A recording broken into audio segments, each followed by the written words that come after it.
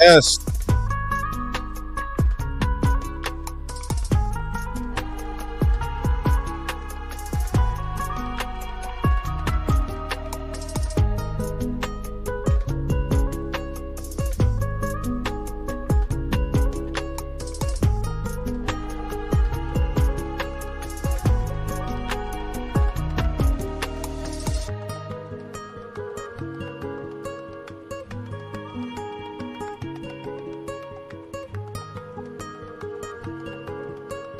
Yeah, get ready for this presidential debate out here.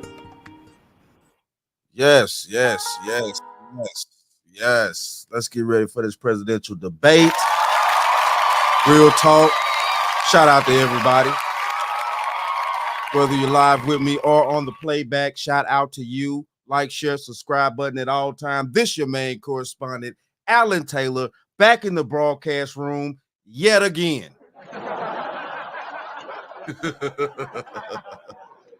Yes, yes, it's me. You know what I'm saying? Listen, look here. Before we jump off into this, I got a little something I want to show you guys and things like that. We're going to go here now and we're going to see something that I know you guys, some of you guys probably haven't seen, but listen, look, I got it right here. This is Kamala Harris and Willie Brown back in the day getting down. Seriously. Hold on. Here we go. He's a rogue, all right, notorious for his flamboyant lifestyle. Flashy clothes, fancy parties, fine women, Are you his daughter? No, I'm not. and fast cars. You should from now on address me as the mayor. Yo, you see old Kamala over there in the side. Look at her. She got that same hyena ass smile. So what the French toast is there to think about? She got that same hyena ass smile. Hold on. I want to go back to the point where it was at the party. Right there. Look at her. Look at her. What they asked her, hold on. What they asked her. They asked her a question. Hold on here. Fine women, Are you his daughter? They asked her if she his daughter. No, baby. Hey, no, baby. That's not his daughter, okay? Look at that long, beautiful Indian hair. Look at that long, beautiful Indian hair. Look at that long, beautiful Indian hair. Hold on. I had that chime in. Sorry about that, guys. If y'all heard it. No, I'm not. and fast cars. You should from now on address me as the mayor. If ever a man and a municipality were made for each other, it is this man, this place. Hey, listen, look. There you go. This is where we at right here. Shout out to Willie Brown for beating her down.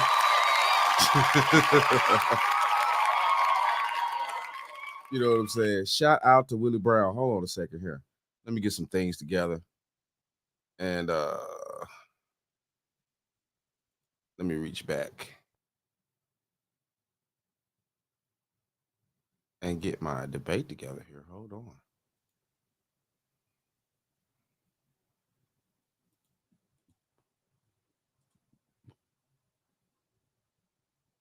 Okay. Let me go out. Y'all give me a hot second here.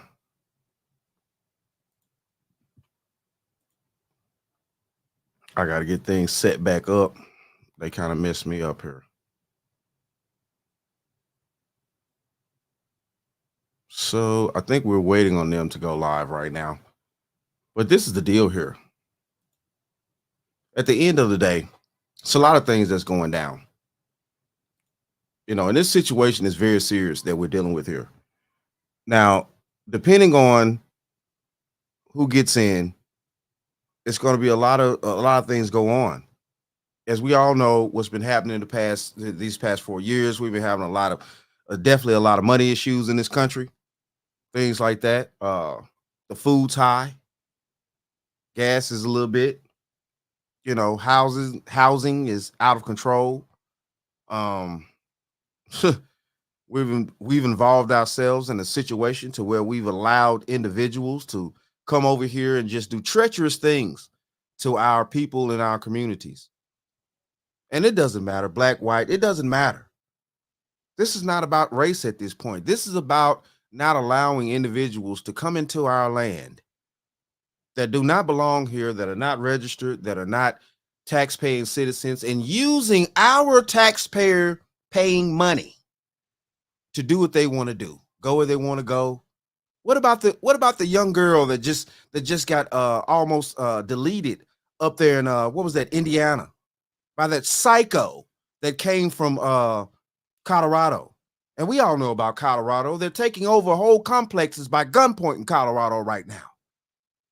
Now I'm getting word in that they're also stealing ducks out of ponds in Ohio. The Haitians are. These are the Haitians now that are doing that are speaking up for their illegal rights to be here. Stealing ducks out of ponds and things like that that the natural taxpaying citizens are going to feed. It's happening now. The barbarians are in the gate, people. They're in the gate. We no longer can stand by and not understand that the barbarians are in the gate, and we need to actually try to stave off this situation, this horrible situation that we've been dealing with for God knows how long now. Police are getting cop cars stolen up in New York. Chicago's been run amok.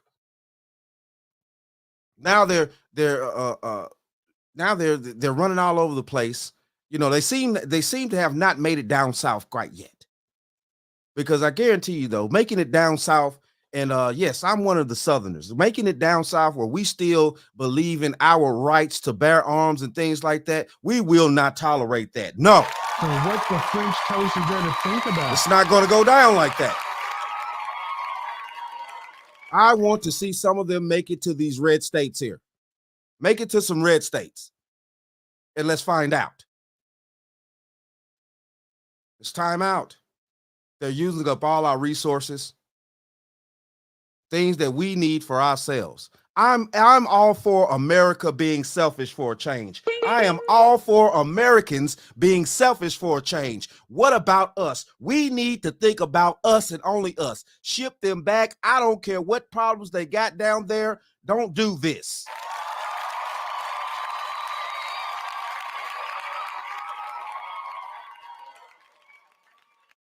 All right. So let's go here now. It seems to be starting, and we're about to dive off into this. And yeah, like I always say, when it comes to the economy, do you believe quarters, Americans nickels, are and better dimes, off than they people. were 4 years ago? Quarters, nickels, and So dimes. I was Hold on, raised my as a bad. middle class kid. And I am actually the only person on this stage who has a plan Shit. that is about lifting up the middle class and working people of America. Hold on. My damn.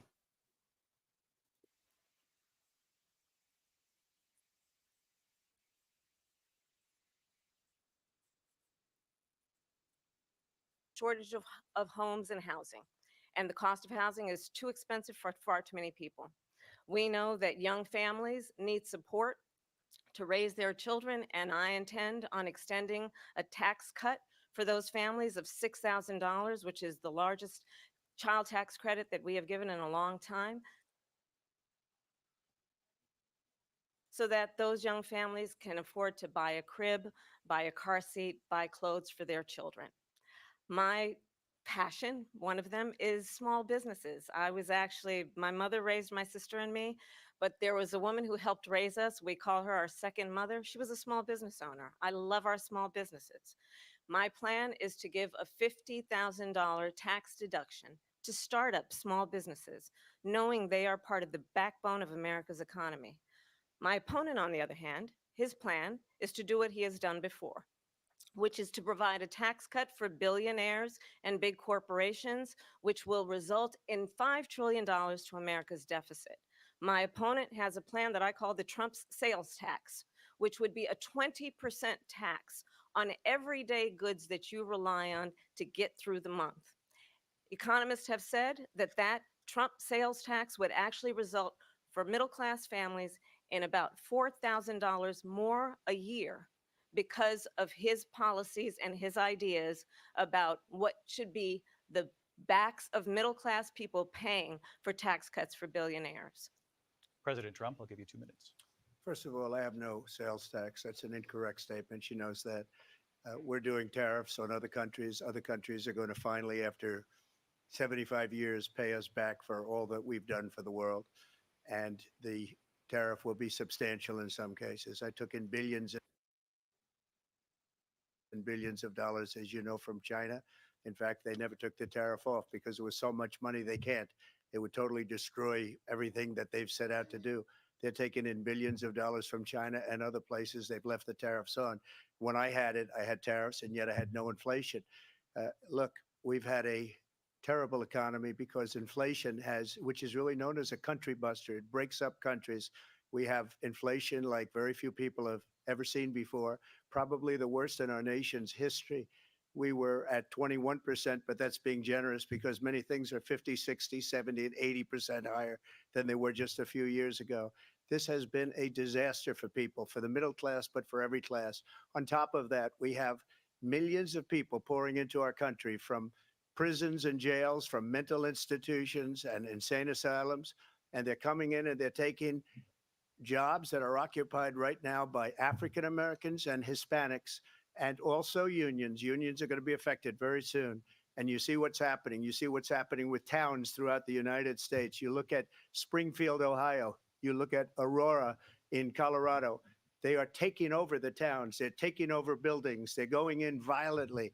These are the people that Xi and Biden led into our country. Right. They're destroying our country. They're dangerous. They're at the highest level of criminality, and we have to get them out. We have to get them out fast. I created one of the greatest economies in the history of our country.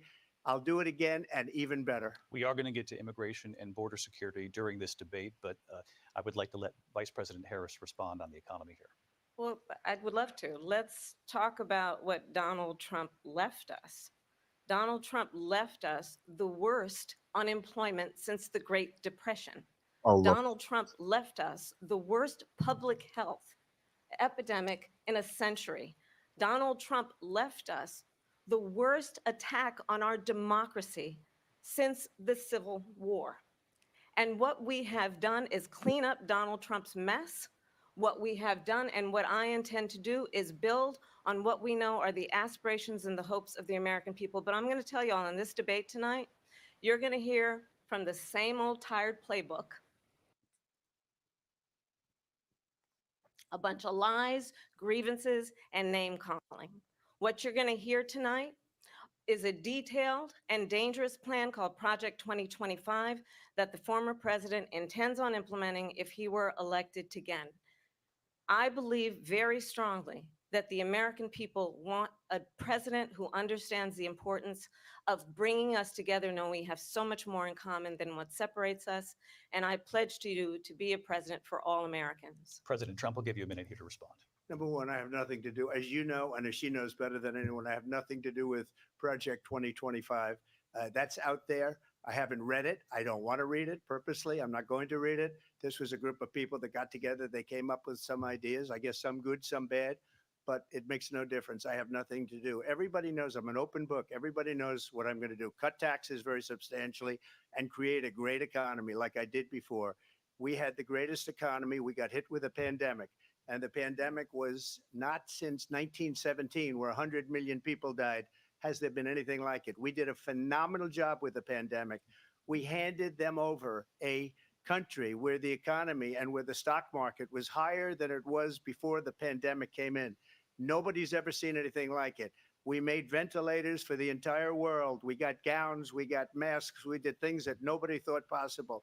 And people give me credit for rebuilding the military. They give me credit for a lot of things, but not enough credit for the great job we did with the pandemic. But the only jobs they got were bounce back jobs. These were jobs bounced back, and it bounced back and it went to their benefit. But I was the one that created them. They know it, and so does everybody else. Vice President Harris, I'll let you respond. So Donald Trump has no plan for you. And when you look at his economic plan, it's all about tax breaks for the richest people. I am offering what I describe as an opportunity economy, and the best economists in our country, if not the world, have reviewed our relative plans for the future of America.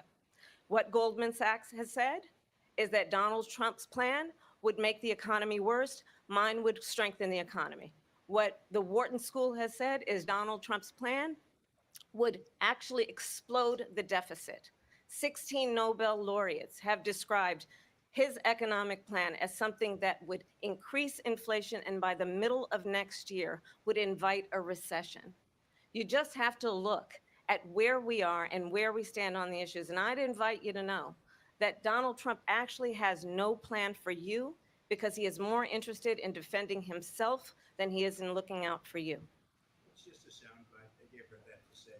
Look, I went to the Wharton School of Finance, and many of those professors, the top professors, think my plan is a brilliant plan. It's a great plan. It's a plan that's going to bring up our worth, our value as a country. It's going to make people want to be able to go and work and create jobs and create a lot of good, solid money for our country. And just to finish off, she doesn't have a plan. She copied Biden's plan, and it's like 4 sentences, like run, spot, run. 4 sentences that are just, oh, we'll try and lower taxes. She doesn't have a plan. Take a look at her plan. She doesn't have a plan. Mr. President, I do want to drill down on something you both brought up.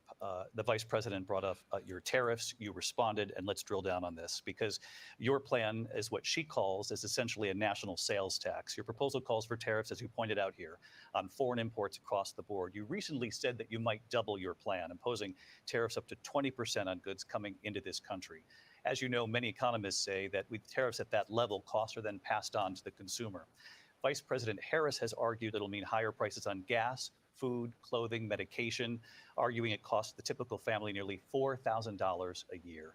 Do you believe Americans can afford higher prices because of tariffs? They're not going to have higher prices. What's going to have and who's going to have higher prices is China and all of the countries that have been ripping us off for years.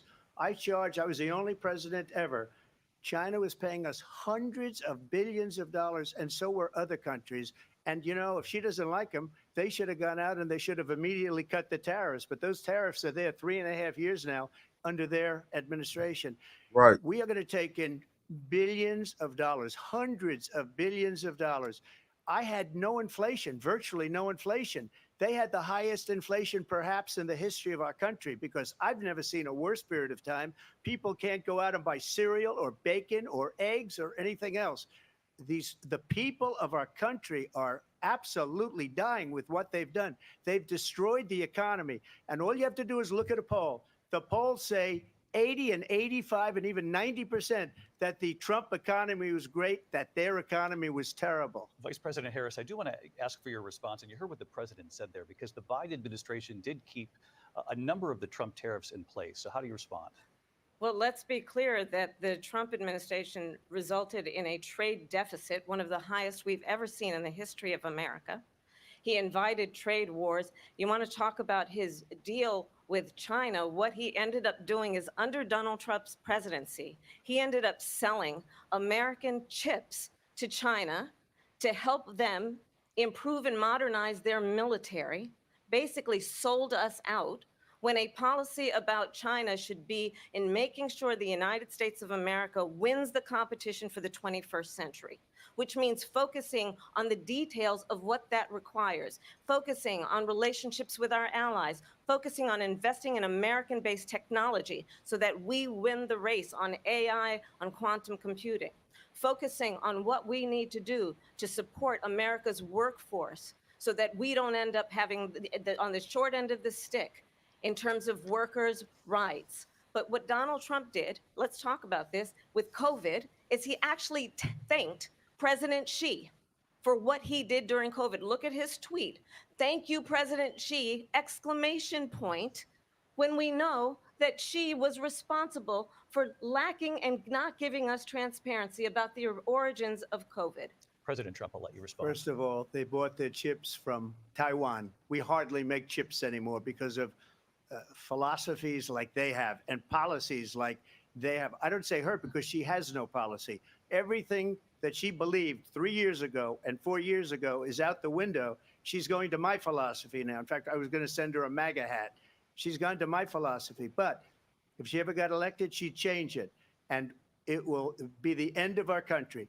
She's a Marxist. Everybody knows she's a Marxist. Her father's a Marxist professor in economics, and he taught her well.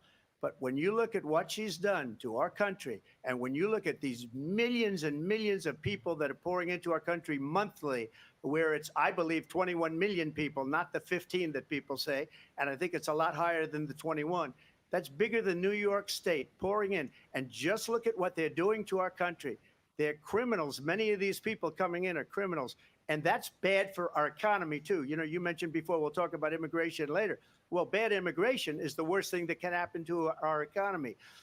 They have, and she has, destroyed our country with policy that's insane. Almost policy that you'd say they have to hate our country. President Trump, thank you. Lindsay? I want to turn to the issue of abortion. President Trump, you've often touted that you were able to kill Roe v. Wade. Last year, you said that you were proud to be the most pro-life president in American history. Then last month, you said that your administration would be great for women and their reproductive rights. In your home state of Florida, you surprised many with regard to your 6-week abortion ban because you initially had said that it was too short. And you said, quote, I'm going to be voting that we need more than 6 weeks. But then the very next day, you reversed course and said you would vote to support the 6-week ban. Vice President Harris says that women shouldn't trust you on the issue of abortion because you've changed your position so many times. Therefore, why should they trust you? Well, the reason I'm doing that vote is because the plan is, as you know, the vote is, they have abortion in the 9th month. They even have, and you can look at the governor of West Virginia, the previous governor of West Virginia, not the current governor, who's doing an excellent job, but the governor before, he said the baby will be born and we will decide what to do with the baby. In other words, we'll execute the baby. And that's why I did that, because that predominates, because they're radical. The Democrats are radical in that. And her vice presidential pick, which I think was a horrible pick, by the way, for our country, because he is really out of it.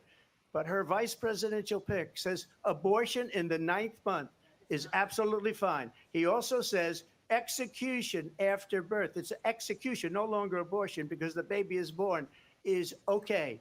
And that's not okay with me, hence the vote. But what I did is something for 52 years, they've been trying to get Roe v. Wade into the states.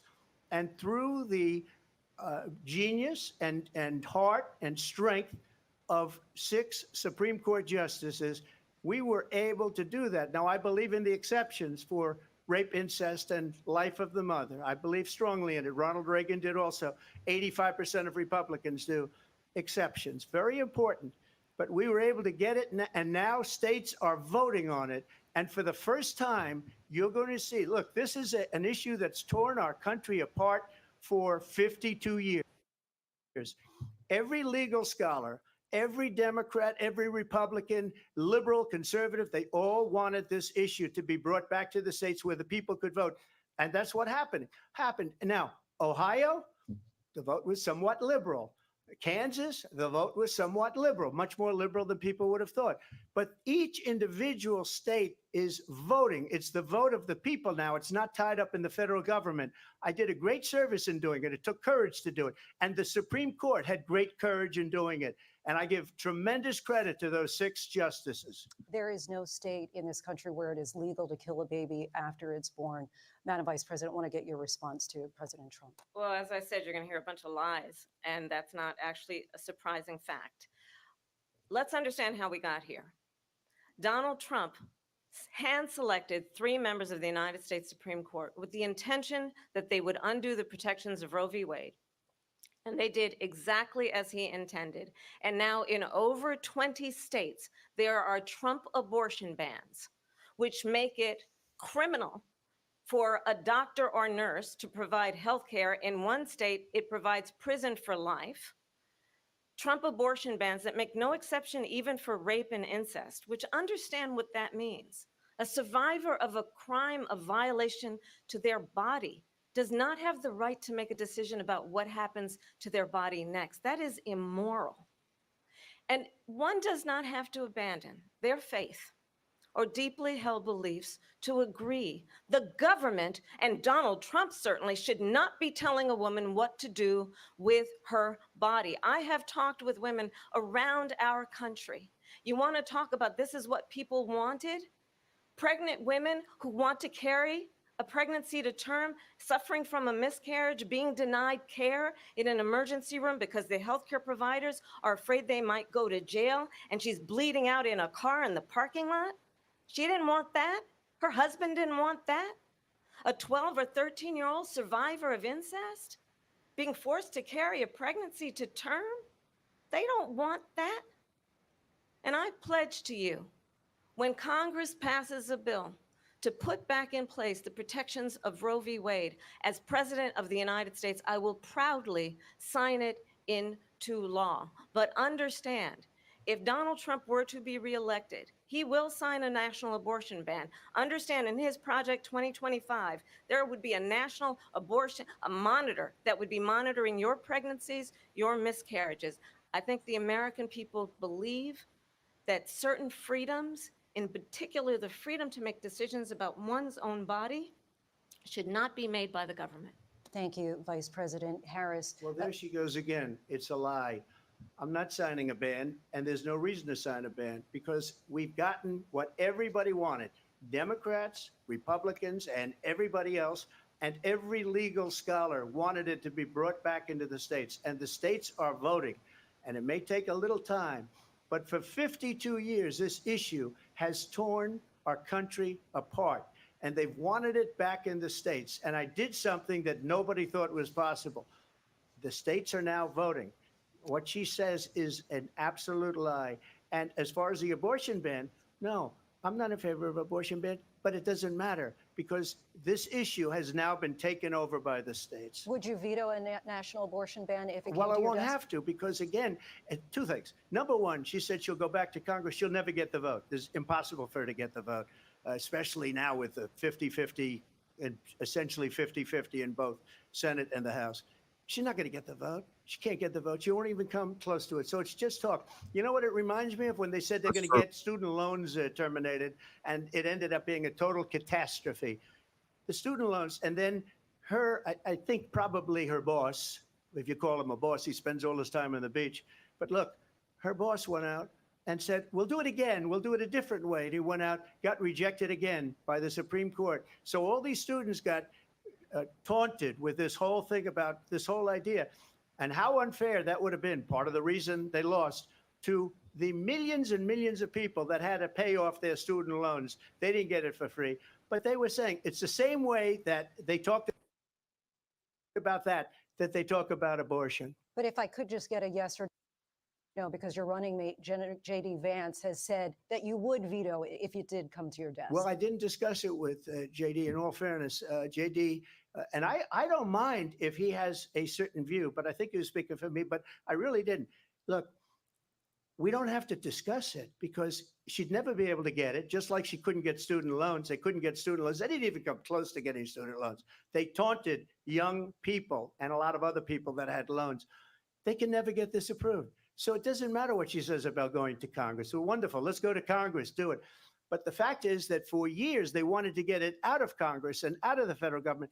And we did something that everybody said couldn't be done. And now you have a vote of the people on abortion. Vice President Harris, I want to give you your time to respond, but I do want to ask, would you support any restrictions on a woman's right to an abortion? I absolutely support reinstating the protections of Roe v. Wade. And as you rightly mentioned, nowhere in America is a woman carrying a pregnancy to term and asking for an abortion. That is not happening. It's insulting to the women of America. And understand what has been happening under Donald Trump's abortion bans. Couples who pray and dream of having a family are being denied IVF treatments. What is happening in our country?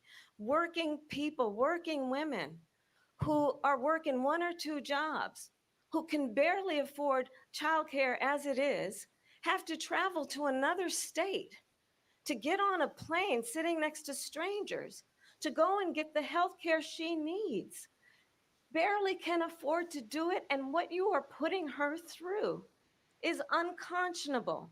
And the people of America have not, the majority of Americans believe in a woman's right to make decisions about her own body. And that is why in every state where this issue has been on the ballot, in red and blue states both, the people of America have voted for freedom. Vice President Harris, Excuse me, I thank have you. to respond. Another lie. It's another lie. I have been a leader on IVF, which is fertilization. The IVF, I have been a leader. In fact, when they got a very negative decision on IVF from the Alabama courts, I saw the people of Alabama and the legislature 2 days later voted it in. I've been a leader on it. They know that, and everybody else knows it. I have been a leader on fertilization, IVF. And the other thing, you should ask, will she allow abortion in the 8th month, 9th month, 7th month? Come on. Okay, would you do that? Why don't you ask her that Why question? don't you That's answer the the problem. question? Would you Because veto? under Roe v. Answer the Wade, question, would you veto? you could do abortions in the 7th month, the 8th month, the 9th That's month, not true. and probably after birth. Just look at the former governor of Virginia. The governor of Virginia said, we put the baby aside and then we determine what we want to do with the baby. President Trump, thank you. We're going to turn now to immigration and border security. We know it's an issue that's important to Republicans, Democrats, voters across the board in this country. Vice President Harris, you were tasked by President Biden with getting to the root causes of migration from Central America.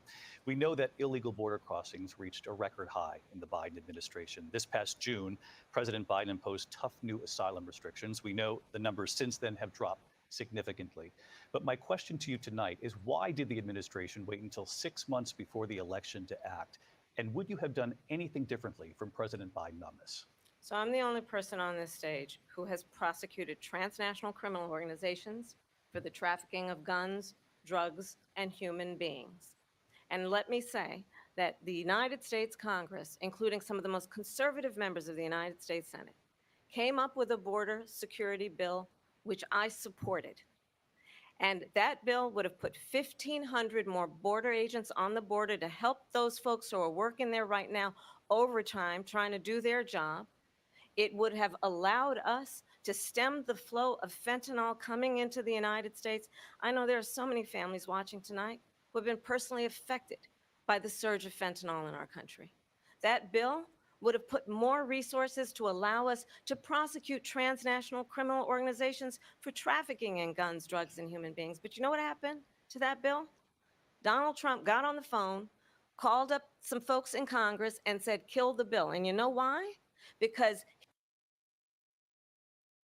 he'd prefer to run on a problem instead of fixing a problem. And understand, this comes at a time where the people of our country actually need a leader who engages in solutions, who actually addresses the problems at hand. But what we have in the former president is someone who would prefer to run on a problem instead of fixing a problem. And I'll tell you something, he's going to talk about immigration a lot tonight, even when it's not the subject that is being raised. And I'm going to actually do something really unusual, and I'm going to invite you to attend one of Donald Trump's rallies, because it's a really interesting thing to watch. You will see during the course of his rallies, he talks about fictional characters like Hannibal Lecter. He will talk about windmills cause cancer. And what you will also notice is that people start leaving his rallies early out of exhaustion and boredom. And I will tell you, the one thing you will not hear him talk about is you.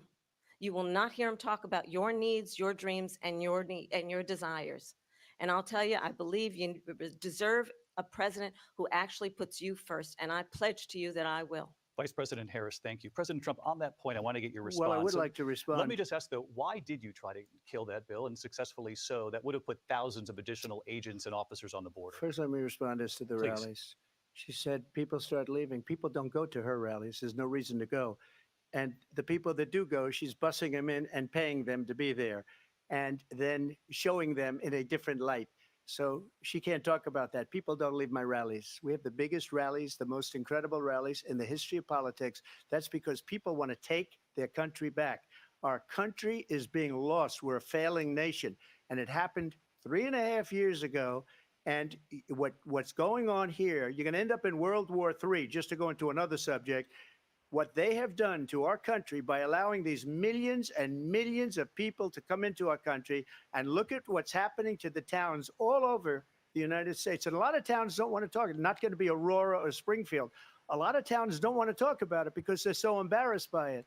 In Springfield, they're eating the dogs, the people that came in. They're eating the cats. They're eating the pets of the people that live there. I don't know why And she this is laughing. what's They're really happening doing in it. our country, and it's a shame. As far as rallies are concerned, as far as the reason they go is they like what I say. They want to bring our country back. They want to make America great again. It's a very simple phrase, make America great again. She's destroying this country. And if she becomes president, this country doesn't have a chance of success. Not only success, will end up being Venezuela on steroids. I just want to clarify here. You bring up Springfield, Ohio, and ABC News did reach out to the city manager there. He told us there have been no credible reports of specific claims of pets being harmed, injured, or abused by individuals within the immigrant community. Well, All I've this, seen people on television. let me just say here, this is The the people on television say my dog was taken and used for food. So maybe he said that, and maybe that's a good Yeah. thing to say for a city manager. I'm not taking this from But the television. people are I'm on taking it from television the city saying their manager. dog was eaten by the people that went there. Again, the Springfield city manager says there's no evidence of that. Vice We'll President find Harris, out. I'll let you respond to the rest of what you've heard. You talk about extreme. This is, I think, one of the reasons why in this election, I actually have the endorsement of 200 Republicans who have formerly worked with President Bush, Mitt Romney, and John McCain, including the endorsement of former Vice President Dick Cheney and Congress member Liz Cheney. And if you want to really know the inside track on who the former president is, if he didn't make it clear already, just ask people who have worked with him. His former chief of staff, a four-star general, has said he has contempt for the Constitution of the United States. His former national security advisor has said he is dangerous and unfit. His former Secretary of Defense has said the nation, the republic, would never survive another Trump term. And when we listen to this kind of rhetoric, when the issues that affect the American people are not being addressed, I think the choice is clear in this election. President Trump, I'll give you a quick minute to respond Yeah. here. Thank you. Because when I hear that, see, I'm a different kind of a person. I fired most of those people, not so graciously. They did bad things or a bad job. I fired them. They never fired one person. They didn't fire anybody having to do with Afghanistan and the Taliban and the 13 people whose were just killed, viciously and violently killed. And I got to know the parents and the family. They didn't fire. They should have fired all those generals, all those top people, because that was one of the most incompetently handled situations anybody has ever seen. So when somebody does a bad job, I fire him. And you take a guy like Esper, he was no good, I fired him. So he writes a book. Another one writes a book, because with me, they can write books. With nobody else can they? But they have done such a poor job, and they never fire anybody. Look at the economy. Look at the inflation. They didn't fire any of their economists. They have the same people. That's a good way not to have books written about you. But just to finish, I got more votes than any Republican in history by far. In fact, I got more votes than any president, sitting president in history by far. Let me continue on immigration. It was what you wanted to talk about earlier. So let's get back to your deportation proposal that the vice president has reacted to as well. President Trump, you call this the largest domestic deportation operation in the history of our country. You say you would use the National Guard. You say if things get out of control, you'd have no problem using the U.S. With local military. police, yes. You also said you would use local police. How would you deport 11 million undocumented immigrants? I know you believe that number is much higher. Take us through this. What does this look like? Will authorities be going door to door in this country? Yeah, it is much higher because of them. They allowed criminals, many millions of criminals. They allowed terrorists. They allowed common street criminals. They allowed people to come in, drug dealers to come into our country. And they're now in the United States and told by their countries like Venezuela, don't ever come back or we're going to kill you. Do you know that crime in Venezuela and crime in countries all over the world is way down? You know why?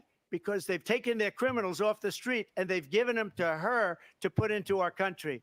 And This will be one of the greatest mistakes in history for them to allow.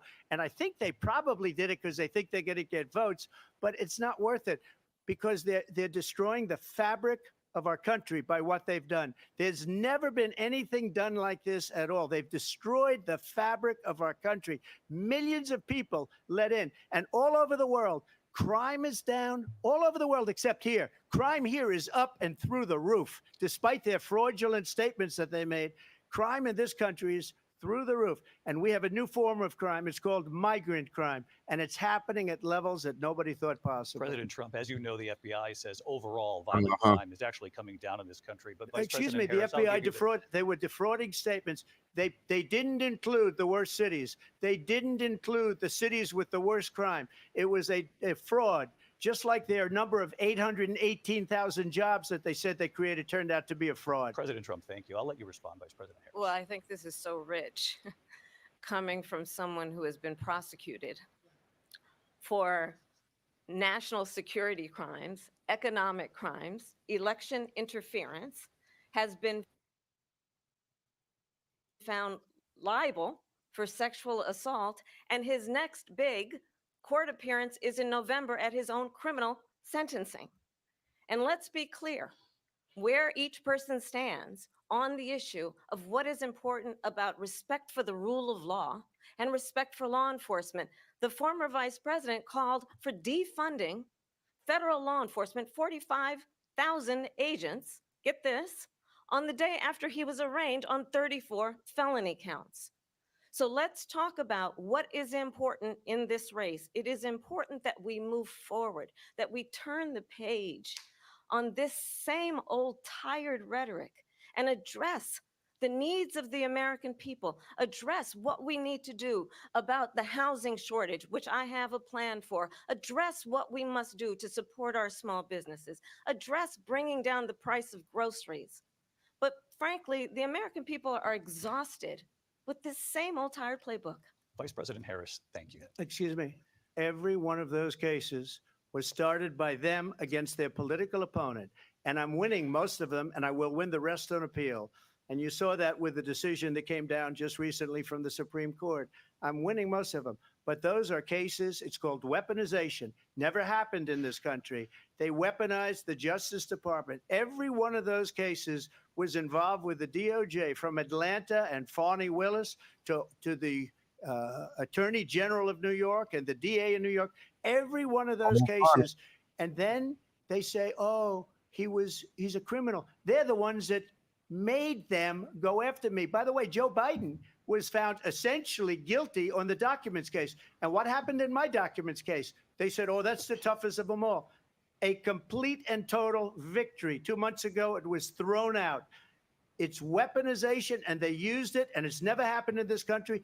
They used it to try and win an election. They're fake cases. President Trump, thank you. A really quick response here, Vice President Harris, on this notion of weaponization of the Justice Department. Well, let's talk about extreme and understand the context in which this election in 2024 is taking place.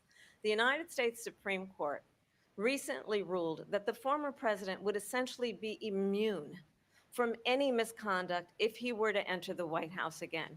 Understand, this is someone who has openly said he would terminate, I'm quoting, terminate the Constitution of the United States, that he would weaponize the Department of Justice against his political enemies. Someone who has openly expressed disdain for members of our military. Understand what it would mean if Donald Trump were back in the White House with no guardrails, because certainly we know now the court won't stop him. We know J.D. Vance is not going to stop him. It's up to the American people.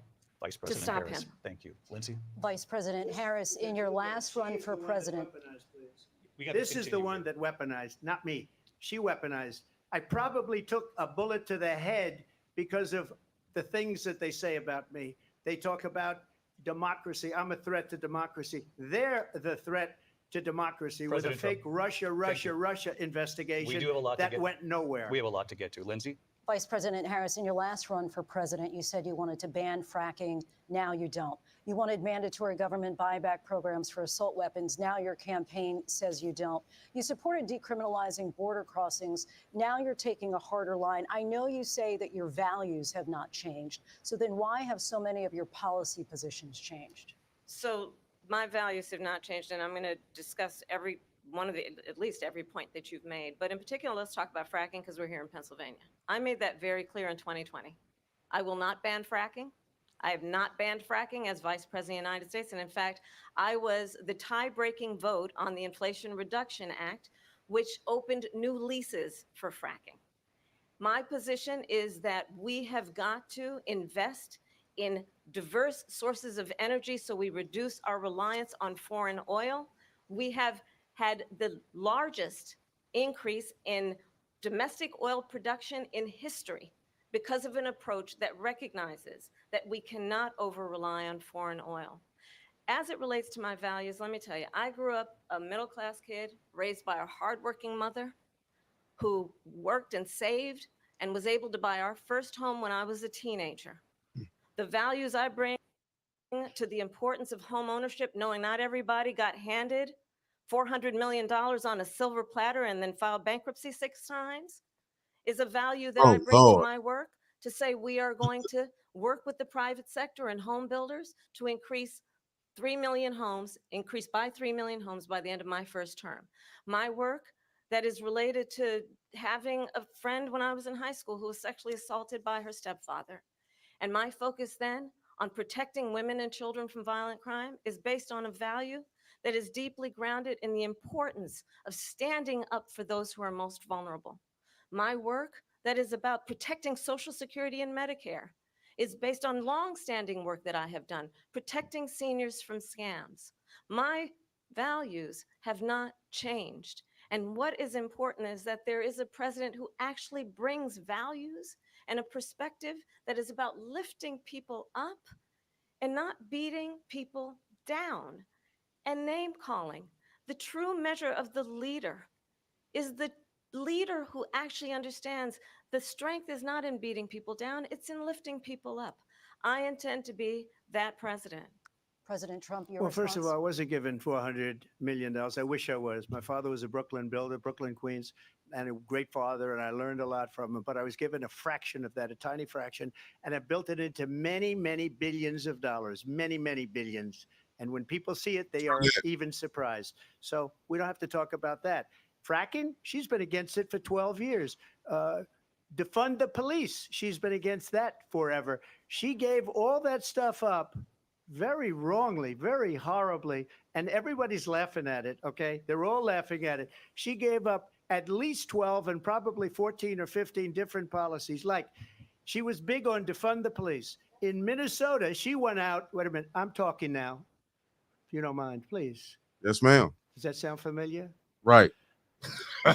She went out in Minnesota and wanted to let criminals that killed people, that burned down Minneapolis, she went out and raised money to get them out of jail.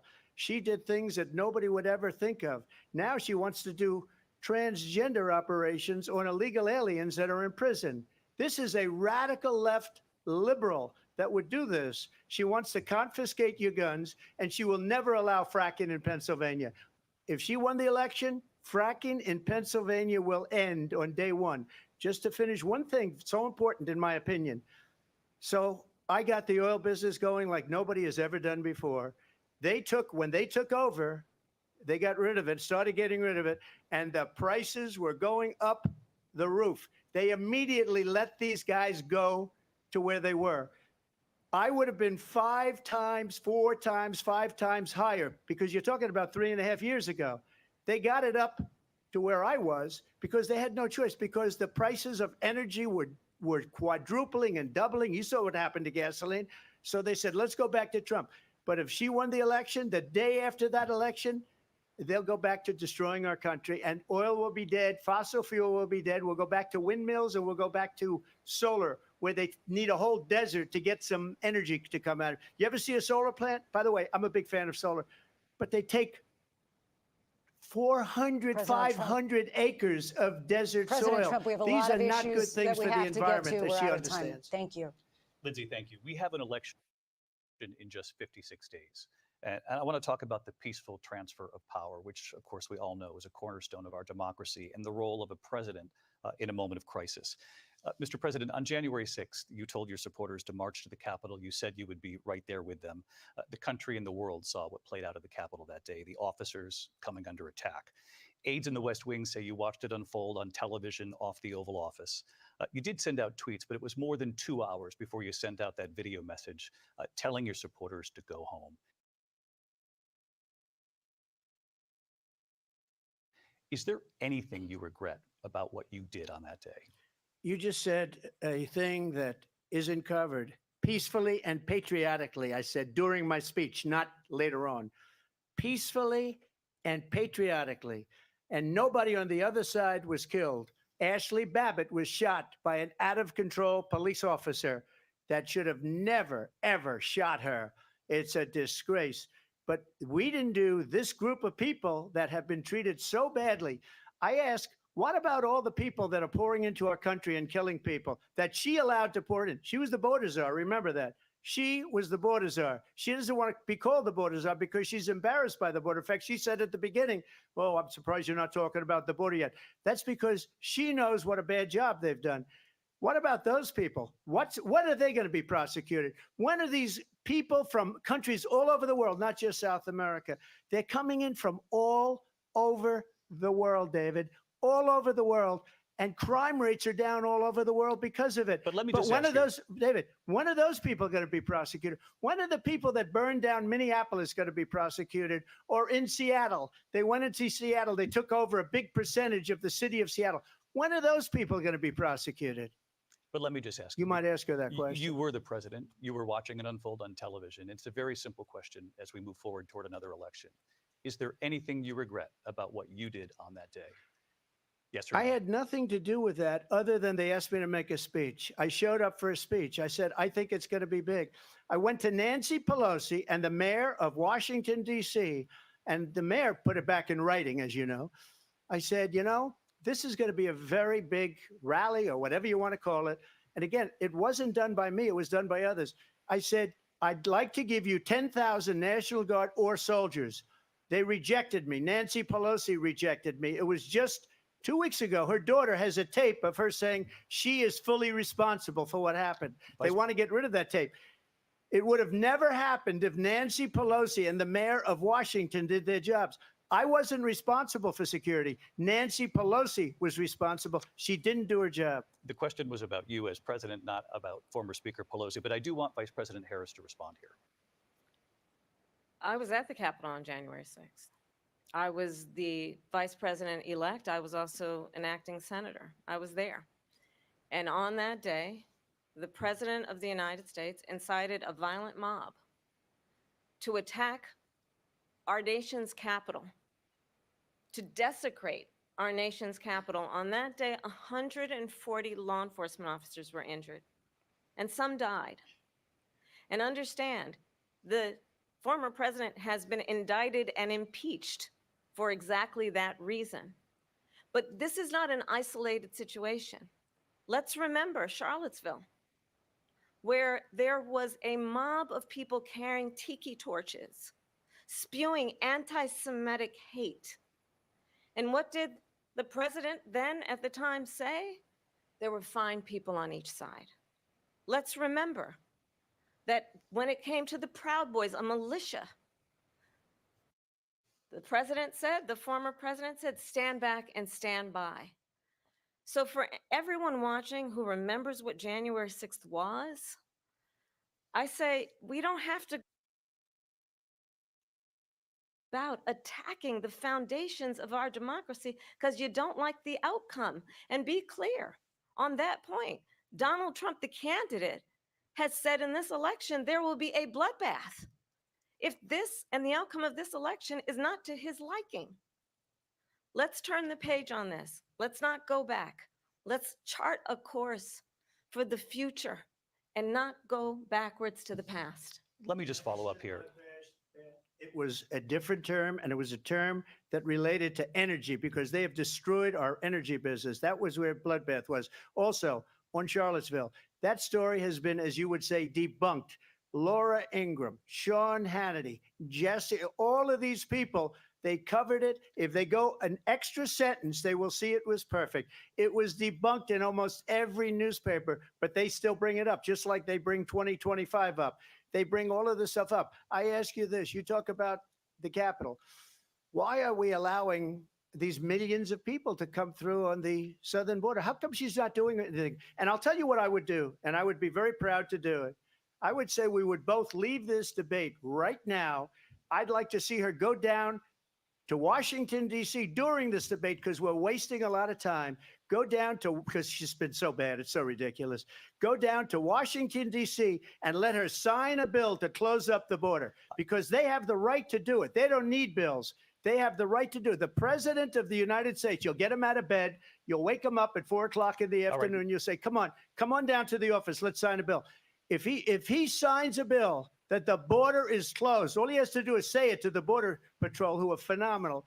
If they do that, the border is closed. Mr. Those President, people are killing many people, unlike J6. We talked immigration here tonight. I do want to focus on this next issue to both of you because it really brings us this into focus, truth in these times that we're living in. Mr. President, for 3.5 years after you lost the 2020 election, you repeatedly falsely claimed that you won, many times saying you won in a landslide. In the past couple of weeks leading up to this debate, you have said, quote, you lost by a whisker, that you, quote, didn't quite make it, that you came up a little bit short. I said that? Are you now acknowledging that you lost in 2020? No, I don't acknowledge that at all. But I you said did that say sarcastically. That. You know that. It was said, oh, we lost by a whisker. That was said sarcastically. Look, there's so much proof. All you have to do is look at it. And they should have sent it back to the legislatures for approval. I got almost 75 million votes, the most votes any sitting president has ever gotten. I was told if I got 63, which was what I got in 2016, you can't be beaten. The election, people should never be thinking about an election as fraudulent. We need two things. We need walls, and we have to have it. We have to have borders, and we have to have good elections. Our elections are bad. And a lot of these illegal immigrants coming in, they're trying to get them to vote. They can't even speak English. They don't even know what country they're in practically. And these people are trying to get them to vote. And that's why they're allowing them to come into our country. I did watch all of these pieces of video. I didn't detect the sarcasm, lost by a whisker. We didn't quite make it. And we should just point out here as clarification, and you know this, you and your allies, 60 cases in front of many judges, many of them Republican. No judge looked at it. And said they said no we didn't have standing. Fraud. That's the other thing. They said we didn't have standing, a technicality. Can you imagine a system where a person in an election doesn't have standing? The president of the United States doesn't have standing. That's how we lost. If you look at the facts, and I'd love to have you'll do a special on it. I'll show you Georgia, and I'll show you Wisconsin, and I'll show you Pennsylvania, and I'll show you. We have so many facts and statistics, but you know what? That doesn't matter because we have to solve the problem that we have right now. That's old news. And the problem that we have right now is we have a nation in decline, and they have put it into decline. We have a nation that is dying, David. Mr. President, thank you. Vice President Harris, you heard the president there tonight. He said he didn't say that he lost by a whisker. So he still believes he did not lose the election. That was won by President Biden and yourself. But I do want to ask you about something that's come up in the last couple of days. This was a post from President Trump about this upcoming election just weeks away. He said, when I win, those people who cheated, and then he lists donors, voters, election officials, he says will be prosecuted to the fullest extent of the law, which will include long-term prison sentences. One of your campaign's top lawyers responded saying, we won't let Donald Trump intimidate us. We won't let him suppress the vote. Is that what you believe he's trying to do here? Donald Trump was fired by 81 million people. So let's be clear about that. And clearly he is having a very difficult time processing that. But we cannot afford to have a president of the United States who attempts, as he did in the past, to upend the will of the voters in a free and fair election. And I'm going to tell you that I have traveled the world as Vice President of the United States, and world leaders are laughing at Donald Trump. I have talked with military leaders, some of whom worked with you, and they say you're a disgrace. And when you then talk in this way in a presidential debate and deny what over and over again are court cases you have lost because you did, in fact, lose that election, it leads one to believe that perhaps we do not have in the candidate to my right the temperament or the ability to not be confused about fact. That's deeply troubling, and the American people deserve better. I'll give you 1 minute to respond, Mr. President. Let me just say about world leaders. Viktor Orban, one of the most respected men, they call him a strong man. He's a tough person, smart. Prime Minister of Hungary. They said, why is the whole world blowing up? 3 years ago, it wasn't. Why is it blowing up? He said, because you need Trump back as president. They were afraid of him. China was afraid, and I don't like to use the word afraid, but I'm just quoting him. China was afraid of him. North Korea was afraid of him. Look at what's going on with North Korea, by the way. He said Russia was afraid of him. I ended the Nord Stream 2 pipeline, and Biden put it back on day one, but he ended the XL pipeline. The XL pipeline in our country, he ended that. But he let the Russians build a pipeline going all over Europe and heading into Germany, the biggest pipeline in the world. Look, Viktor Orban said it. He said the most respected, most feared person is Donald Trump. We had no problems when Trump was president. But when this weak, pathetic man that you saw at a debate just a few months ago, that if he weren't in that debate, he'd be running instead of her. She got no votes. He got 14 million votes. What you did, you talk about a threat to democracy. He got 14 million votes, and they threw him out of office. And you know what? I'll give you a little secret. He hates her. He can't stand her. But he got 14 million votes. They threw him out. She got 0 votes. And when she ran, she was the first one to leave because she failed. And now she's running. I don't understand it, but I'm okay with it because your time is I think up. we're going to do very well. We've got a lot more to get to. Turning now to the Israel-Hamas war and the hostages who are still being held, Americans among them. Vice President Harris, in December, you said, quote, Israel has a right to defend itself, but you added, quote, it matters how, saying international humanitarian law must be respected. Israel must do more to protect innocent civilians. You said that 9 months ago. Now an estimated 40,000 Palestinians are dead. Nearly 100 hostages remain. Just last week, Prime Minister Benjamin Netanyahu said there's not a deal in the making. President Biden has not been able to break through the stalemate. How would you do it? Well, let's understand how we got here. On October 7, Hamas, a terrorist organization, slaughtered 1,200 Israelis. Many of them young people who were simply attending a concert. Women were horribly raped. And so absolutely, I said then, I say now, Israel has a right to defend itself. We would. And how it does so matters, because it is also true, far too many innocent Palestinians have been killed. Children, mothers. What we know is that this war must end. It must end immediately, and the way it will end is we need a ceasefire deal and we need the hostages out. And so we will continue to work around the clock on that. Work around the clock, also understanding that we must chart a course for a two-state solution. And in that solution, there must be security for the Israeli people and Israel, and in equal measure for the Palestinians. But the one thing I will assure you always, I will always give Israel the ability to defend itself, in particular as it relates to Iran and any threat that Iran and its proxies pose to Israel. But we must have a two-state solution where we can rebuild Gaza, where the Palestinians have security, self-determination, and the dignity they so rightly deserve. President Trump, how would you negotiate with Netanyahu and also Hamas in order to get the hostages out and prevent the killing of more innocent civilians in Gaza? If I were president, it would have never started. If I were president, Russia would have never, ever, I know Putin very well, he would have never, and there was no threat of it either, by the way, for 4 years, have gone into Ukraine and killed millions of people when you add it up, far worse than people understand what's going on over there. But when she mentions about Israel, all of a sudden, she hates Israel. She wouldn't even meet with Netanyahu when he went to Congress to make a very important speech. She refused to be there because she was at a sorority party of hers. She wanted to go to the sorority party. She hates Israel. If she's president, I believe that Israel will not exist within 2 years from now. And I've been pretty good at predictions, and I hope I'm wrong about that one. She hates Israel. At the same time, in her own way, she hates the Arab population because the whole place is going to get blown up. Arabs, Jewish people, Israel will be gone. It would have never happened. Iran was broke under Donald Trump. Now Iran has $300 billion because they took off all the sanctions that I had. Iran had no money for Hamas or Hezbollah or any of the 28 different spheres of terror. And they are spheres of terror, horrible terror. They had no money. It was a big story, and you know it. You covered it very well, actually. They had no money for terror. They were broke. Now they're a rich nation. And now what they're doing is they're spreading that money around. Look at what's happening with the Houthis and Yemen. Look at what's going on in the Middle East.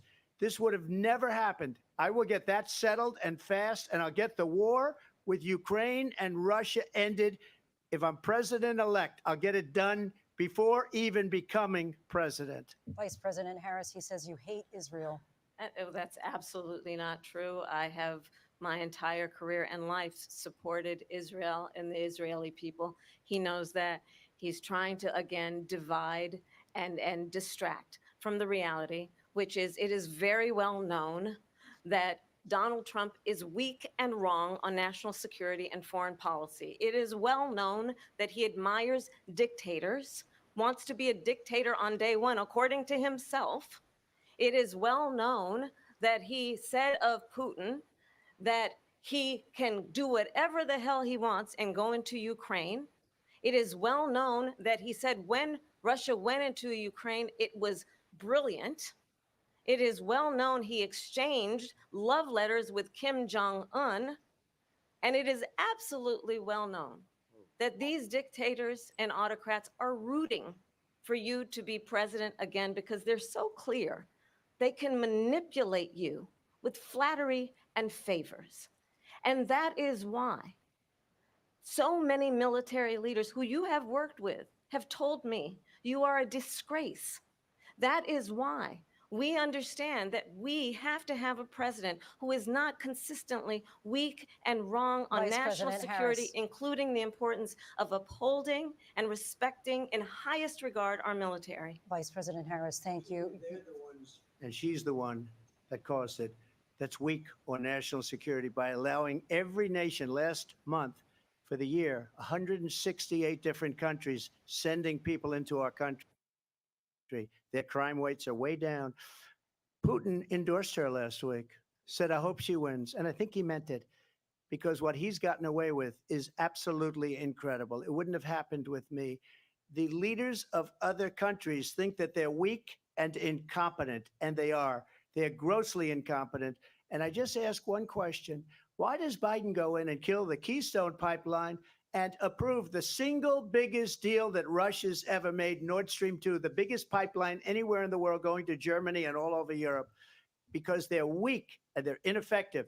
And Biden, by the way, President gets paid Trump, a lot of money. Thank you. We have a lot of issues to get to. We'll be right back with much more of this historic ABC News presidential debate from the National Constitution Center right here in Philadelphia. Back in a moment.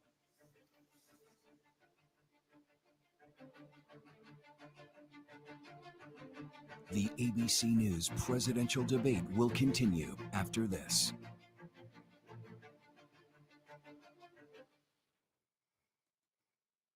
Okay, it's wild out here. It is wild out here. It's a lot on the board.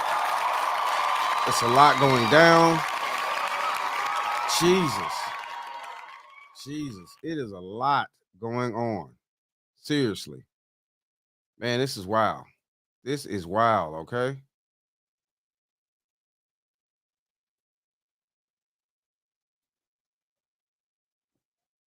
Man, this is wild.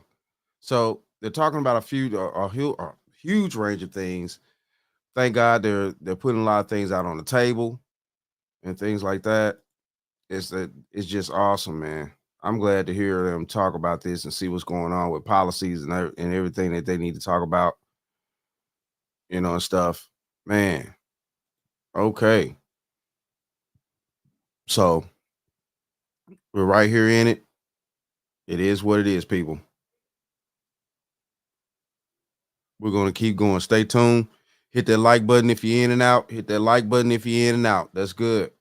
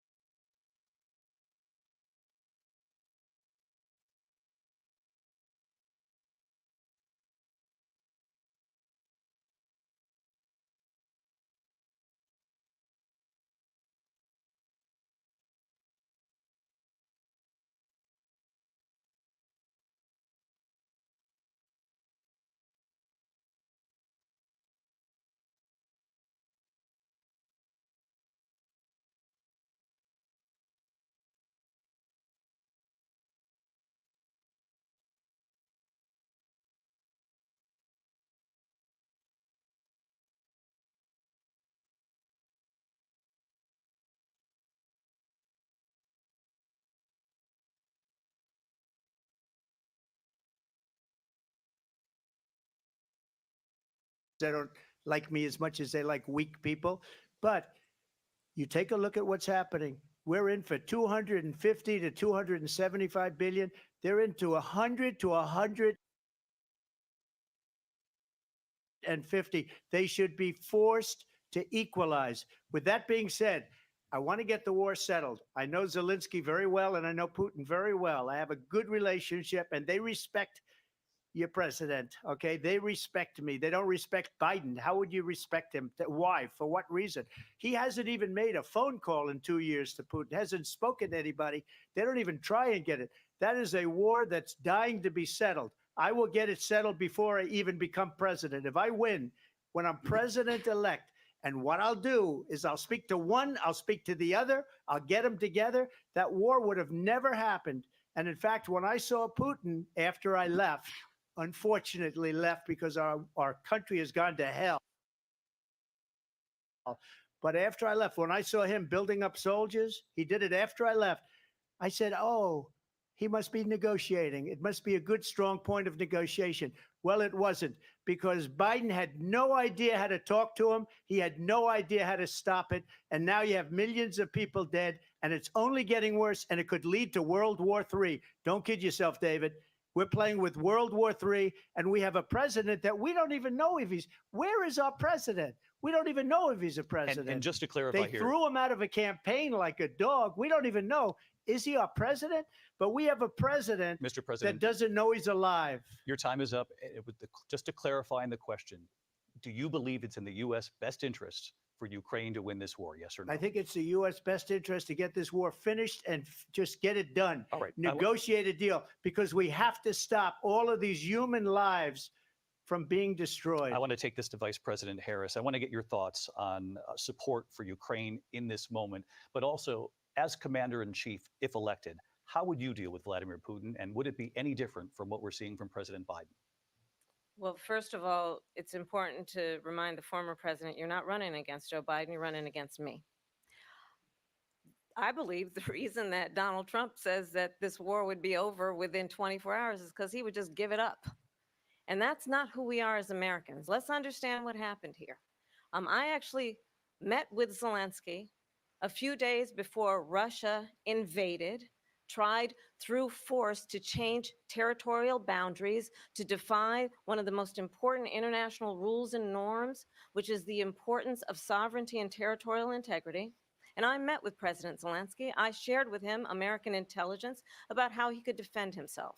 Days later, I went to NATO's eastern flank, to Poland and Romania. And through the work that I and others did, we brought 50 countries together to support Ukraine in its righteous defense. And because of our support, because of the air defense, the ammunition, the artillery, the javelins, the Abrams tanks that we have provided, Ukraine stands as an independent and free country. If Donald Trump were president, Putin would be sitting in Kyiv right now. And understand what that would mean, because Putin's agenda is not just about Ukraine. Understand why the European allies and our NATO allies are so thankful that you are no longer president, and that we understand the importance of the greatest military alliance the world has ever known, which is NATO, and what we have done to preserve the ability of Zelensky and the Ukrainians to fight for their independence. Otherwise, Putin would be sitting in Kyiv with his eyes on the rest of Europe, starting with Poland. And why don't you tell the 800,000 Polish Americans right here in Pennsylvania how quickly you would give up for the sake of favor and what you think is a friendship with what is known to be a dictator who would eat you for lunch. Vice President Harris, thank you. We've heard from both of you on Ukraine tonight. Afghanistan came up in the last hour. I wanted her to respond to something you said earlier, and please, I'll give you a minute here. Putin would be sitting in Moscow, and he wouldn't have lost 300,000 men and women, but he would have been sitting in Moscow. Quiet, please. He would have been sitting in Moscow, much happier than he is right now. But eventually, you know, he's got a thing that other people don't have. He's got nuclear weapons. They don't ever talk about that. He's got nuclear weapons. Nobody ever thinks about that. And eventually, maybe he'll use them, and maybe he hasn't been that threatening, but he does have that. something we don't even like to talk about. Nobody likes to talk about it. But just so you understand, they sent her to negotiate peace before this war started. 3 days later, he went in and he started the war because everything they said was weak and stupid. They said the wrong things. That war should have never started. She was the emissary. They sent her in to negotiate with Zelensky and Putin, and she did. And the war started 3 days later. And that's the kind of talent we have with her. She's worse than Biden. In my opinion, I think he's the worst president in the history of our country. She goes down as the worst vice president in the history of our country. But let me tell you something. She is a horrible negotiator. They sent her in to negotiate. As soon as they left, Putin did the invasion. President Trump, thank you. You did bring up something. You said she went to negotiate with Vladimir Putin. Vice President Harris, have you ever met Vladimir Putin? Can you clarify tonight? Yet again, I said it at the beginning of this debate, you're going to hear a bunch of lies coming from this fella. And that is another one. When I went to meet with President Zelensky, I've now met with him over 5 times. The reality is it has been about standing as America always should, as a leader upholding international rules and norms, as a leader who shows strength, understanding that the alliances we have around the world are dependent on our ability to look out for our friends and not favor our enemies because you adore strongmen instead of caring about democracy. And that is very much what is at stake here. The President of the United States is commander-in-chief. And the American people have a right to rely on a president who understands the significance of America's role and responsibility in terms of ensuring that there is stability and ensuring we stand up for our principles and not sell them for the benefit of personal flattery. We've talked about Ukraine and Vladimir Putin. I do want to talk about Afghanistan. It came up in the first hour of this debate. I want to move on to Afghanistan. Stoltenberg said Trump did the most amazing thing I've ever seen. He got these countries, the 28 countries at the time, to pay up. He said, I've never seen. He's the head of NATO. He said, I've never seen. For years, we were paying almost all of NATO. We were being ripped off by European nations, both on trade and on NATO. I got them to pay up by saying one of the statements you made before, if you don't pay, we're not going to protect you. President Otherwise, Trump. we would have never gotten it. He said it was one of the most incredible jobs that he's ever seen done. Thank you. I want to turn to Afghanistan. It came up in the first hour of the debate, and we witnessed a poignant moment today on Capitol Hill, honoring the soldiers who died in the chaotic withdrawal from Afghanistan. I do want to ask the Vice President, do you believe you bear any responsibility in the way that withdrawal played out? Well, I will tell you, I agreed with President Biden's decision to pull out of Afghanistan. 4 presidents said they would, and Joe Biden did. And as a result, America's taxpayers are not paying the $300 million a day we were paying for that endless war. And as of today, there is not one member of the United States military who is in active duty in a combat zone in any war zone around the world, the first time this century. But let's understand how we got to where we are. Donald Trump, when he was president, negotiated one of the weakest deals you can imagine. He calls himself a deal maker. Even his national security advisor said it was a weak, terrible deal. And here's how it went down. He bypassed the Afghan government. He negotiated directly with a terrorist organization called the Taliban. The negotiation involved the Taliban getting 5,000 Taliban terrorists released. And get this, and the president at the time invited the Taliban to Camp David, a place of storied significance for us as Americans, a place where we honor the importance of American diplomacy, where we invite and receive respected world leaders.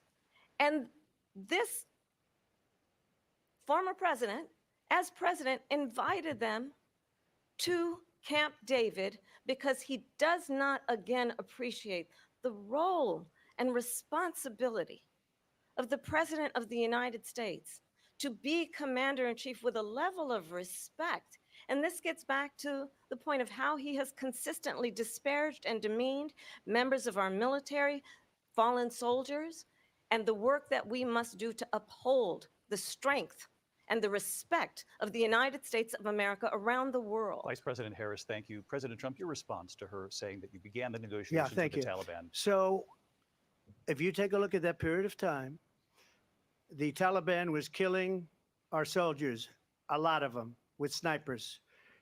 And I got involved with the Taliban because the Taliban was doing the killing. That's the fighting force within Afghanistan. They don't bother doing that because, you know, they deal with the wrong people all the time. But I got involved. And Abdul is the head of the Taliban. He is still the head of the Taliban. And I told Abdul, don't do it anymore. You do it anymore, you're going to have problems. And he said, why do you send me a picture of my house? I said, you're going to have to figure that out, Abdul. And for 18 months, we had nobody killed. We did have an agreement negotiated by Mike Pompeo. It was a very good agreement. The reason it was good, it was we were getting out. We would have been out faster than them, but we wouldn't have lost the soldiers. We wouldn't have left many Americans behind, and we wouldn't have left $85 billion worth of brand new, beautiful military equipment behind. And just to finish, they blew it. The agreement said you have to do this, this, and they didn't do it. They didn't do it. The agreement was terminated by us because they didn't do what they were supposed to do. I want to move And on. these people did the worst withdrawal and, in my opinion, the most embarrassing moment in the history of our country. And by the way, that's why Russia attacked Ukraine, because they saw how incompetent she and her boss are. President Trump, thank They you. did leave that equipment. I want to though. move on now to race and politics in this country. Mr. President, you recently said of Vice President Harris, quote, I didn't know she was black until a number of years ago when she happened to turn black, and now she wants to be known as black. I want to Okay, ask here a we bigger go. picture question here tonight. Why do you believe it's appropriate to weigh in on the racial identity of your opponent? I don't, and I don't care. I don't care what she is. I don't care. You make a big deal out of something. I couldn't care less. Whatever she wants to be is okay with me. But those were your words. So I'm I don't asking. know. I don't know. I mean, all I can say is I read where she was not black, that she put out, and I'll say that. And then I read that she was black, and that's okay. Either one was okay with me. That's up to her. That's up to her. Vice President Harris, your thoughts on this? I think it's, I mean, honestly, I think it's a tragedy that we have someone who wants to be president who has consistently, over the course of his career, attempted to use race to divide the American people. I know I you do ain't believe talking. that the vast majority of us know that we have so much more in common than what separates us, and we don't want this kind of approach that is just constantly trying to divide us, and especially by race. And let's remember Oh Lord. how Donald Trump started. He was a land, he owned buildings, and he was investigated because he refused to rent property to black families. Let's remember, this is the same individual who took out a full-page ad in the New York Times calling for the execution of 5 young Black and Latino boys who were innocent, the Central Park 5. Took out a full-page ad calling for their execution. This is the same individual who spread birther lies about the first Black president of the United States. And I think the American people want better than that, want better than this, want someone who understands, as I do, I travel our country. We see in each other a friend. We see in each other a neighbor. We don't want a leader who is constantly trying to have Americans point their fingers at each other. I meet with people all the time who tell me, can we please just have discourse about how we're going to invest in the aspirations and the ambitions and the dreams of the American people? Knowing that regardless of people's color or the language their grandmother speaks, we all have the same dreams and aspirations and want a president who invests in those, not in hate and division. Vice President Harris, thank you. Lindsay? President Trump, this is now your 3rd time. This is the most divisive presidency in the history of our country. There's never been anything like it. They're destroying our country, and they come up with things like what she just said. going back many, many years, when a lot of people, including Mayor Bloomberg, agreed with me on the Central Park Five, they admitted, they said, they pled guilty. And I said, well, if they pled guilty, they badly hurt a person, killed a person ultimately. And if they pled guilty, then they pled, we're not guilty. But this is a person that has to stretch back years, 40, 50 years ago, because there's nothing now. I built one of the greatest economies in the history of the world, and I'm going to build it again. It's going to be bigger, better, and stronger. But they're destroying our economy. They have no idea what a good economy is. Their oil policies, every single policy. And remember this, she is Biden. You know, she's trying to get away from Biden. I don't know the gentleman, she says. She is Biden. The worst inflation we've ever had, a horrible economy because inflation has made it so bad, and she can't get away with that. Thank you. Your time is up. I Lindsay. want to respond to that. I want to just respond briefly. Think about the groceries, bread, Clearly, I am not Joe Biden, and I am certainly not Donald Trump. and you're not black And what I either. do offer is a new generation of leadership for our country. Mhm. One who believes in what is possible, one who brings a sense of optimism about what we can do instead of always disparaging the American people. I believe in what we can do to strengthen our small businesses, which is why I have a plan. Let's talk about our plans and let's compare the plans. I have a plan to give startup businesses $50,000 tax deduction to pursue their ambitions, their innovation, their ideas, their hard work. I have a plan, $6,000 for young families for the first year of your child's life to help you in that most critical stage of your child's development. I have a plan that is about allowing people to be able to pursue what has been fleeting in terms of the American dream by offering a help with down payment of $25,000 down payment assistance for first-time home buyers.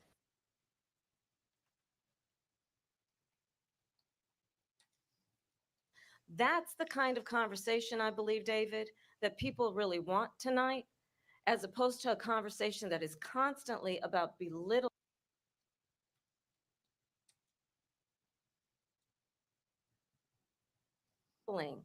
and name calling. Let's turn the page Vice and President move Harris, forward. thank you. Let's turn to policy. President Let's Trump, turn back we to have policy. to move on. President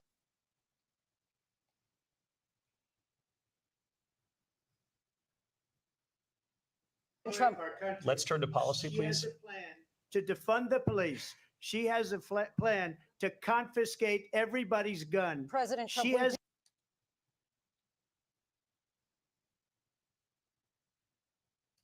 do a have to plan move to on to not other allow issues. fracking in Pennsylvania or anywhere else. Okay. Thank you, That's Mr. what her President. plan is until just recently. I just need Lindsay, to go ahead. respond President because Trump- no, the President former Trump- president has said No, something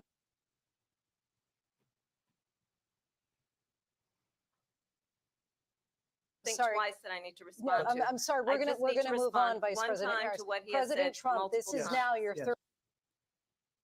Had a much better plan than Obamacare. But the Democrats came up, they wouldn't vote for it. I had a choice to make when I was president. Do I save it and make it as good as it can be, never going to be great, or do I let it rot? And I felt I had an obligation, even though politically it would have been good to just let it rot and let it go away. I decided, and I told my people, the top people, and they're very good people. I have a lot of good people in that administration. We read about the bad ones. We had some real bad ones too, and so do they. They have really bad ones. The difference is they don't get rid of them. But let me just explain. I had a choice to make. Do I save it and make it as good as it can be, or do I let it rot? And I saved it. I did the right thing. But it's still never going to be great, and it's too expensive for people. And what we will do is we're looking at different plans. If we can come up with a plan that's going to cost our people, our population, less money and be better health care than Obamacare, then I would absolutely do it. But until then, I'd run it as good as it can be run. So just a yes or no, you still do not have a plan. I have concepts of a plan. I'm not president right now. But if we come up with something, I would only change it if we come up with something that's better and less expensive.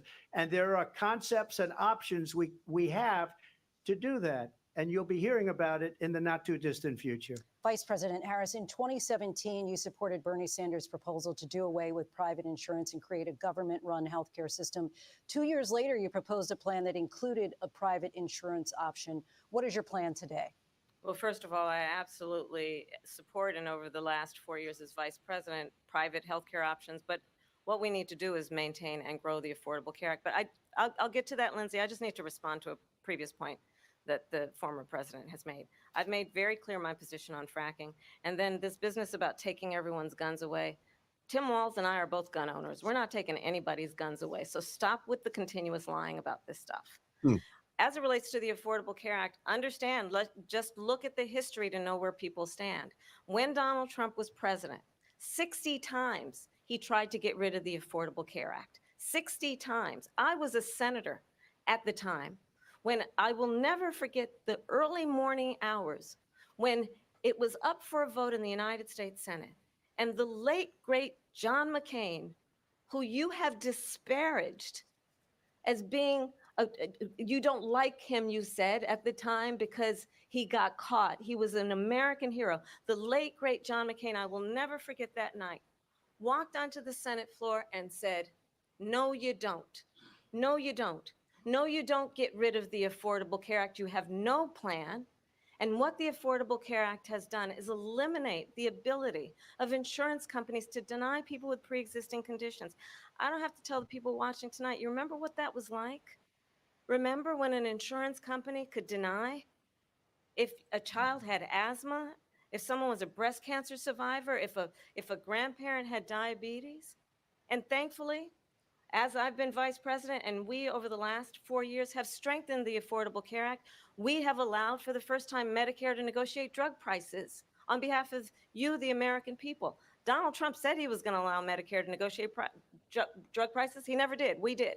And now we have capped the cost of insulin at $35 a month. Since I've been vice president, we have capped the cost of prescription medication for seniors at $2,000 a year. And when I am president, we will do that for all people, understanding that the value I bring to this is that access to health care should be a right and not just a privilege of those who can afford it.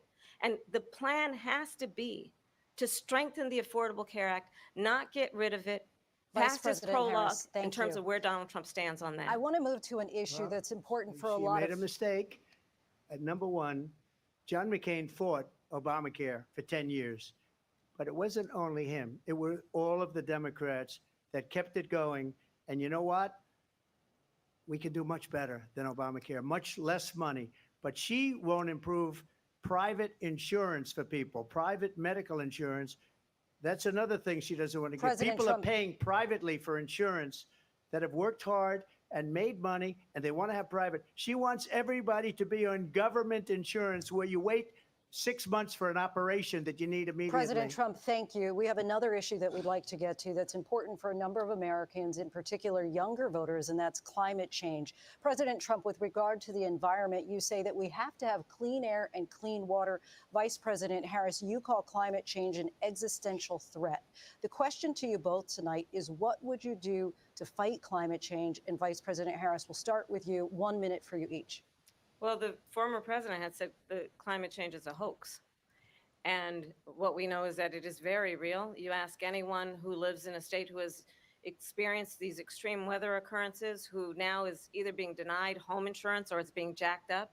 You ask anybody who has been the victim of what that means in terms of losing their home, having nowhere to go. We know that we can actually deal with this issue. The young people of America care deeply about this issue.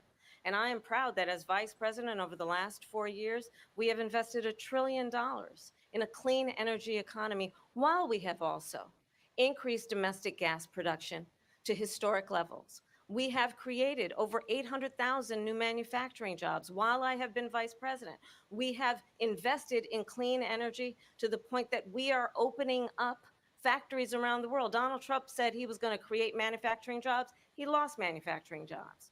And I'm also proud to have the endorsement of the United Auto Workers and Sean Fain, who also know that part of building a clean energy economy includes investing in American-made products, American automobiles. It includes growing what we can do around American manufacturing and opening up auto plants, not closing them like happened under Donald Trump. Vice President Harris, thank you. That didn't happen under Donald Trump. Let me just tell you, they lost 10,000 manufacturing jobs this last month. It's going, they're all leaving. They're building big auto plants in Mexico, in many cases owned by China. They're building these massive plants, and they think they're going to sell their cars into the United States because of these people. What they have given to China is unbelievable. But we're not going to let that. We'll put tariffs on those cars so they can't come into our country, because they will kill the United Auto Workers and any auto worker, whether it's in Detroit or South Carolina or any other place. What they've done to business and manufacturing in this country is horrible. We have nothing because they refuse. You know, Biden doesn't go after people because supposedly China paid him millions of dollars. He's afraid to do it. Between him and his son, they get all this money from Ukraine. They get all this money from all of these different countries. And then you wonder, why is he so loyal to this one, that one, Ukraine, China? Why is he? Why did he get $3.5 million from the mayor of Moscow's wife? Why did she pay him $3.5 million? This is a crooked administration, and they're selling our country down the tubes. President Trump, thank you. Thank you. We'll be right back with closing statements from both of our candidates. An historic night, this ABC News presidential debate from Philadelphia. Back in a moment.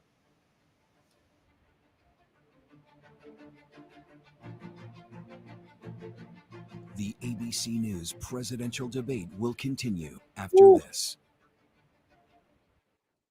Man, wow. Yo, listen, look, what do y'all think out there? What the French toast is there to think about? What do y'all think out there? It is crazy out here.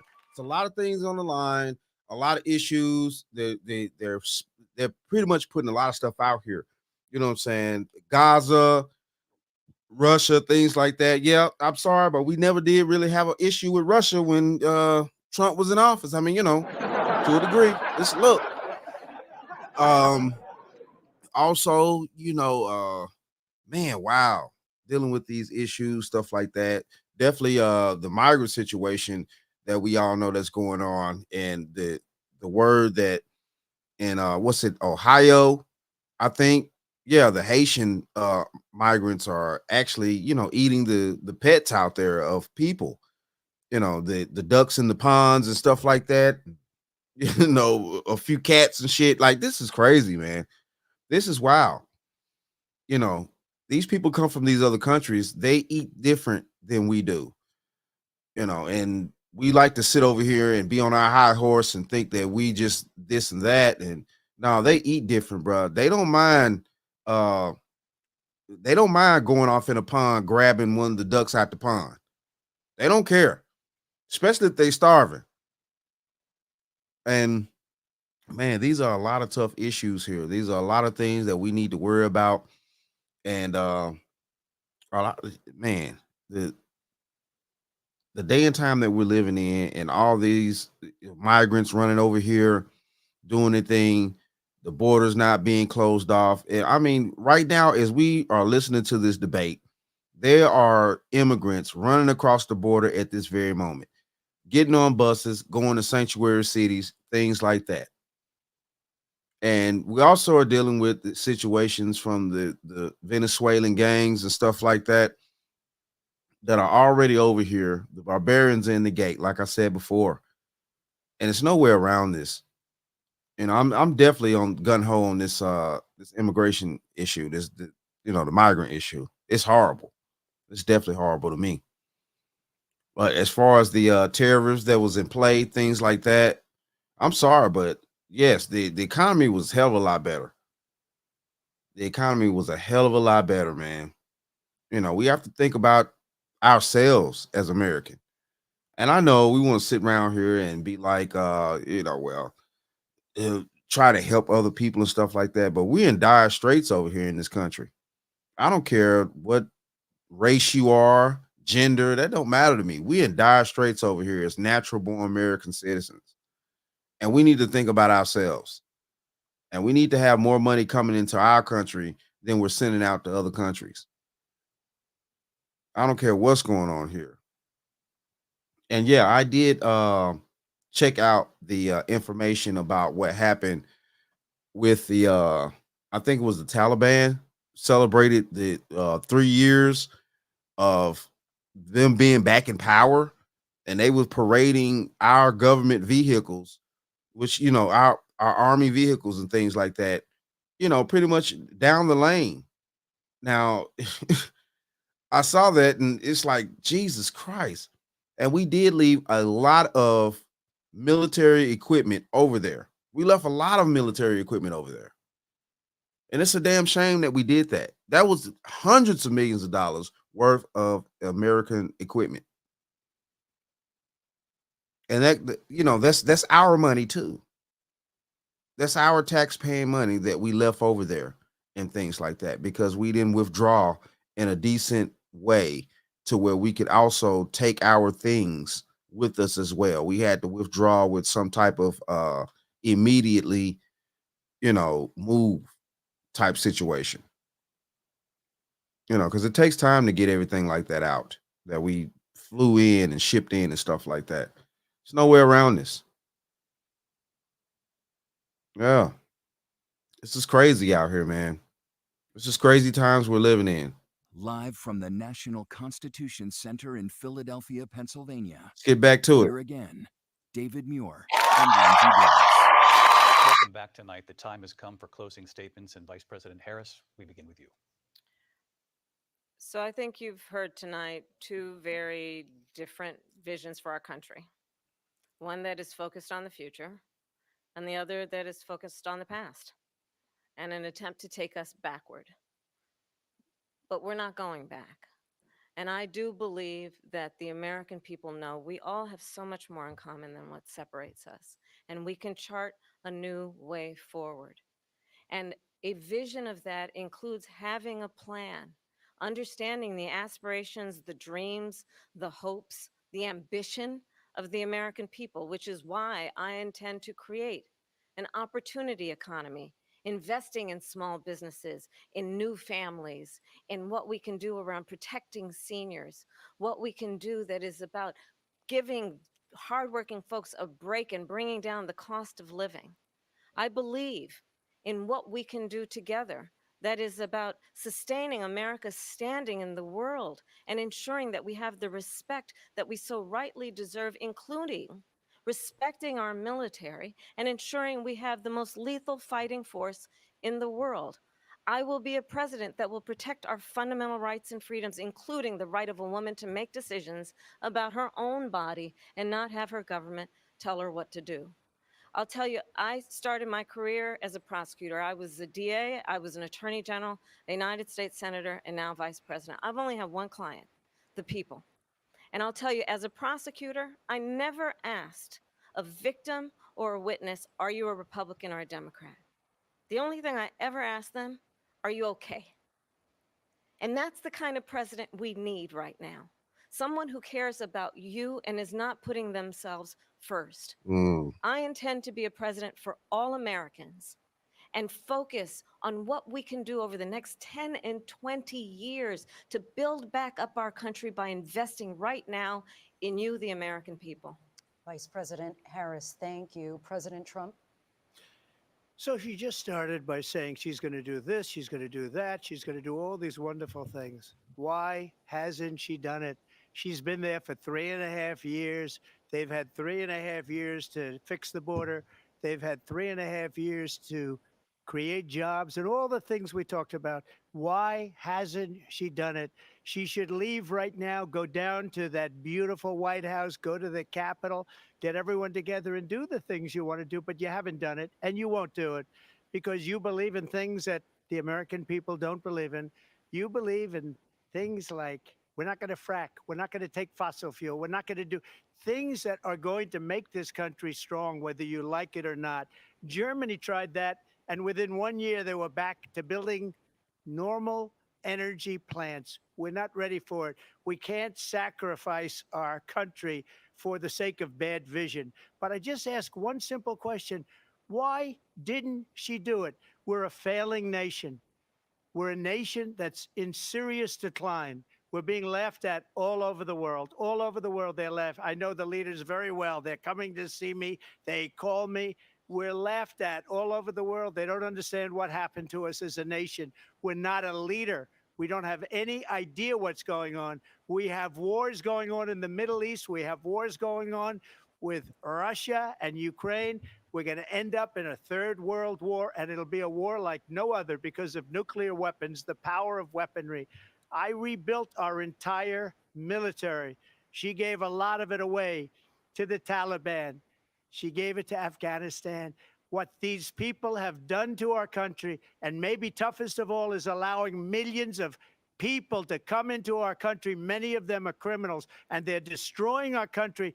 The worst president, the worst vice president in the history of our country.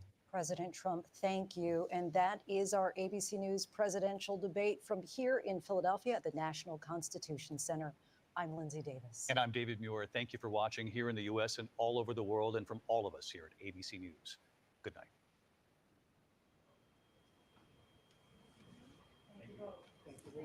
Thank you.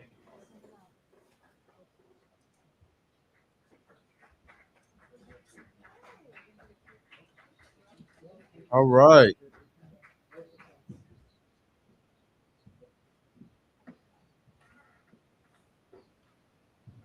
And that's how it's going down. Listen, look, I give a round of applause for the situation at hand. Yeah, I give a round of applause for the situation at hand here. Yeah, it's definitely dire times. We are definitely in dire straits in this country, and we need to get our shit together. Now, I can't control whoever want to vote for who. All I'm saying is vote actually what's best for the country, what's best for everybody's pockets. You know what I'm saying? Because your pockets are everybody else's pockets. Your livelihood is everybody else's livelihood. And if you watching any type of news and anything, especially a lot on YouTube, things like that, and trying to figure out for yourself, not just the mainstream channels and things like that, you're actually going out doing your due diligence to figure out other things from different avenues, and you're adding up those context clues and trying to put it all together and things like that. And you seeing what's going on here. This is crazy. This is crazy that, the people in Colorado, the people in New York, the people I get it that, the people in most of these sanctuary cities actually voted to have a sanctuary city. I do get that. But now they're seeing the side effects of their votes. And a lot of those people, of course, now they're wanting to, renege. They're wanting to, get rid of these individuals. And it just is what it is. Yeah. All I'm saying is, vote what's best for the country and things like that. And vote what's best for you. Yeah. Do your due diligence to make sure that, you do the best thing for you and your family. Yep.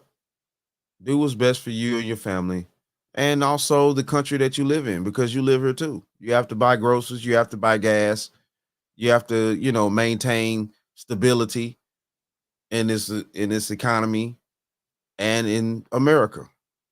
So, yep. It is what it is, though, man. Listen, look, hey, shout out to both of them.